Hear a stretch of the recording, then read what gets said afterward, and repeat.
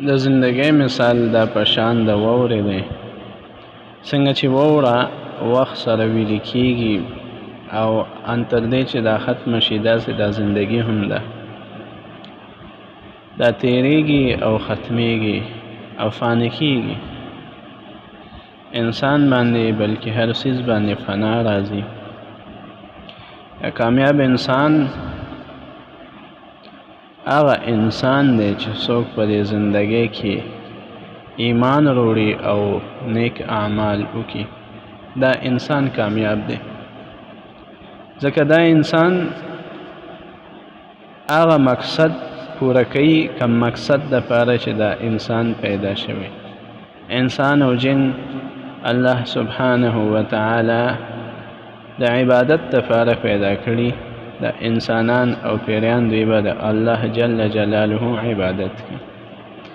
دنیا کې خپل ضروریات هغه پوره کوي، خو مین مقصد هغه د الله جل جلاله عبادت دی.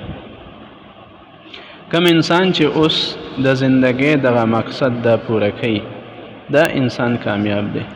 او هغه خلک کم دي؟ نو هغه خلک دا غي ذکر الله جل جلاله قرآن عظیم الشان کې کړي. الله سبحانه وتعالی فرمای والعصر ان الانسان لفی خسر. الله جل جلاله په زمانه باندې قسم خوري. الله پاک فرمای والعصر، او قسم می دی په زمانه باندې. یو مسلمان چې کله قسم خوري، نو هغه د الله جل جلاله دا ذات نه ما سوا د الله پاک ته مبارک نوم نه ما سوا په بل څیز باندې قسم نشي خوړی. قسم ناجایز دی بل څیز باندې ما سوا د الله جل جلاله مبارک نوم نه. او الله جل جلاله خو خالق دی د هر څیز، او د الله نه ما سوا بل رب نشته. الله جل جلاله واحد لا شریک ذات دی، احد ذات دی. نو الله پاک چې په کم څیز باندې قسم خوري، نو د الله خوښه ده، ځکه هغه رب دی په خپله. او دا ټول څیزونه د الله جل جلاله مخلوقات دي، دا هر څه الله تعالی پیدا کړي. نو الله جل جلاله په زمانې باندې قسم خوري. والعصر، الله پاک فرمایي قسم مې دی وي په زمانې باندې. ان الانسان لفی خسر، چې بېشکه انسان په خساره کې دی، تاوان کې دی. انسان په تاوان کې روان دی. د دنیا دا زندگی دا تیریږي، او یو ورځ اچانک انسان له مرګ راشي او دی دنیا نه لاړ شي.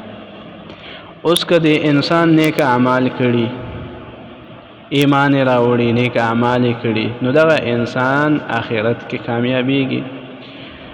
او که یو انسان نیک اعمال نه وي کړي، ایمان ویني راوړي، اعمال صالحه نه کړي، دا انسان خو همیشه د پر جهنم طرف ته دی روان دی. د قیامت په ورځ کله چې دکې دوباره روح واچولی شي او دوباره د ژوندی شي او حساب کتاب شروع شي، نو دا انسان خو خساره کې شو. د سره به حساب کتاب کېږي او حساب کتاب کې به فیل راځي، ناکامیږي به. او وجه څه ده؟ ځکه چې ایمان یې نه دی راوړی او اعمال صالحه یې نه دي کړي. نو انسان په خساره کې شو. او کوم انسان چې ایمان راوړي، اعمال صالحه وکړي، دغه انسان د تاوان نه بچ کېږي. د همیشه زندګۍ طرف ته چې کله انسان ځي، چې کله انسان وفات شي، نو د عالم برزخ ته منتقل شي. او بیا د قیامت په ورځ دغه انسان کې دوباره دا روح واچولی شي، دوباره د ژوندی شي او مکمل زندگی د ته حاصل شي، بیا حساب کتاب ته پیش کېږي. نو دغه وخت کې چې کوم انسان مؤمن وي، ایمان راوړي، اعمال صالحه کړي، نو دا ورته فایده رسوي او دا انسان کامیابیږي. او چې کوم انسان ایمان نه راوړي، اعمال صالحه نه کړي، کافر وي، نو هغه انسان خو همیشه د پاره جهنم ته داخليږي. بیا به هلته نه هغه له مرګ راځي او نه به جهنم نه بهر کېږي. نو دا انسان خو بیا مکمل خساره او تاوان کې. دا خو دومره عظیم تاوان دی، دومره لویه خساره ده چې دا خساره د دې تصور هم نشي کېدی. جهنم دا خو ډېر عظیم او ډېر سخت عذاب دی. انسان به کوشش کوي او دعا به کوي چې الله پاک به د جهنم نه محفوظ کړي.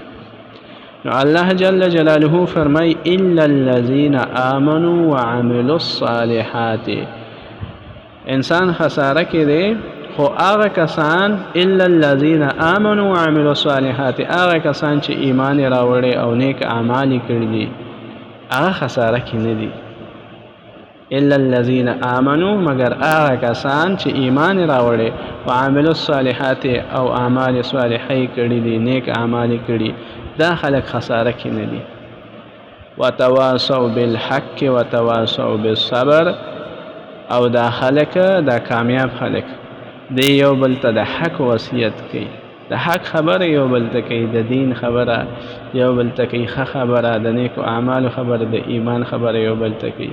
وتواصوا بالصبر، او یو بل ته د صبر وصیت کوي، د صبر خبره کوي، د صبر حکم کوي. نو دا خلک کامیاب دي، دا خساره کې نه دي.